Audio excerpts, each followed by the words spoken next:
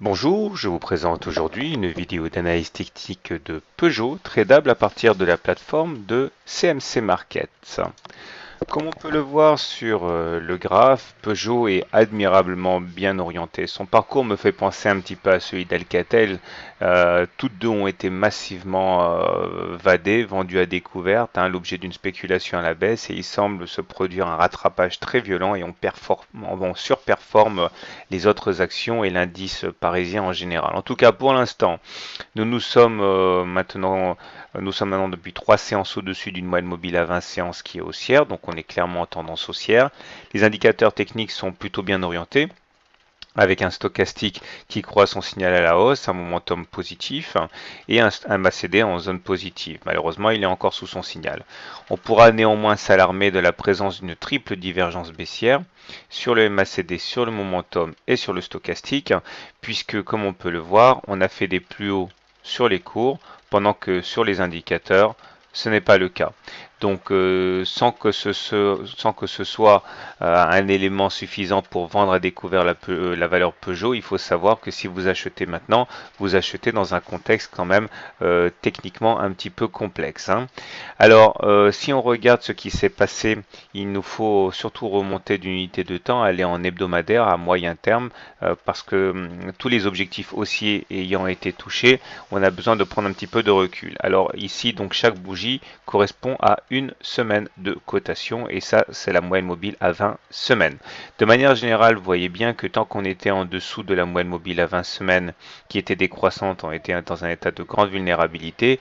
Depuis qu'on est repassé au-dessus d'une moyenne mobile à 20 semaines haussière, c'est l'inverse qui se produit, et les consolidations sont mises à profit pour acheter la valeur. Alors, le premier objectif a été rallié. Il correspondait déjà à l'analyse technique que j'ai faite de Peugeot il y a quelques mois. Regardez, nous étions dans un canal bleu. Lorsque l'on casse un canal à la hausse, il faut reporter la hauteur du canal au-dessus du point de cassure, c'est-à-dire au-dessus du canal ici, et on voit que l'objectif a été maintenant rallié depuis un mois. C'était l'objectif des 11 euros. Pour les nouveaux objectifs, il faut donc chercher autre chose. De manière encore plus évidente, on était à l'intérieur d'un grand biseau descendant, il figure ici en rose, et on sait que dans 9 cas sur 10, on casse les biseaux descendants par le haut, et l'objectif est d'aller rallier le point de naissance du biseau, en l'occurrence ici les 17 euros à moyen terme.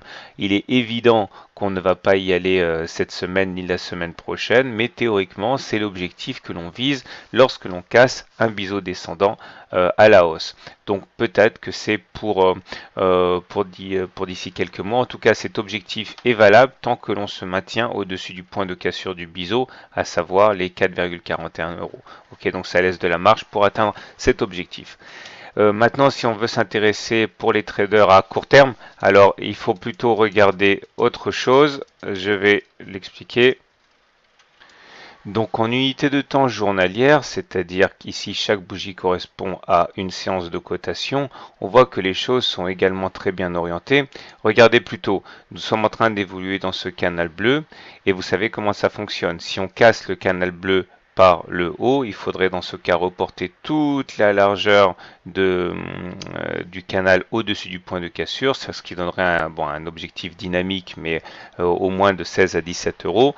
On retrouve donc l'objectif qu'on a donné tout à l'heure à moyen terme, mais attention, en cas de baisse du canal, en cas de cassure du canal par le bas, ça serait l'inverse. La hauteur du canal devra être reportée en dessous du point de cassure, ce qui nous ramènerait vers les 9-10 euros. En attendant, tant qu'on se maintient à l'intérieur du canal, il faut envisager et considérer les rotations à l'intérieur de ce canal, c'est-à-dire globalement, on peut tout à fait aller chercher les 11 euros et rebondir, et à moyen terme, enfin à court terme, l'objectif est donc d'aller chercher les 13 euros. On terminera avec un élément positif également, c'est le fait que nous ayons cassé les précédents plus hauts ici, j'en ai déjà parlé, et une résistance une fois cassée devient support. Donc on devrait avoir un support sur les 11,5 euros, puisque c'est la règle, les résistances deviennent support une fois cassées. De manière encore plus spécifique, regardez bien, ça se joue sur l'épaisseur du trait, mais il y a eu des gaps d'ouverture ici est là. C'est-à-dire qu'il n'y a pas eu de cotation entre les plus hauts de cette séance et les plus bas de cette séance, et le plus haut de cette séance et le plus bas de cette séance. Ce sont des gaps, c'est un signe de force. Donc l'horizon semble relativement dégagé pour Peugeot. Le seul bémol que j'ai encore à stipuler, à signaler, c'est la présence de ces divergences baissières qui font prendre des risques quand même à ceux qui décident de rentrer maintenant sur la valeur. Voilà, je vous souhaite une bonne journée, de bons trades et à très bientôt pour une autre analyse technique.